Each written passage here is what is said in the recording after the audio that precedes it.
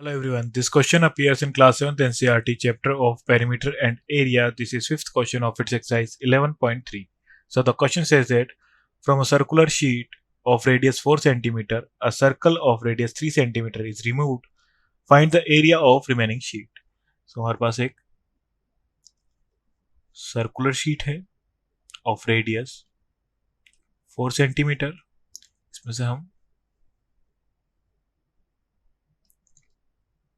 3 centimetre circle की एक radius को रिमूव कर दे सर्कल को रिमूव कर देते हैं. तो हमारे पास ये जो एरिया बचेगा इसका हमें एरिया फाइंड आउट करना है.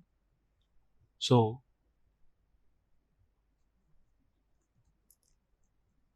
हमारे पास कैपिटल आर हो जाएगी 4 सेंटीमीटर एंड स्मॉल आर छोटे सर्कल की radius is equal to 3 centimetre.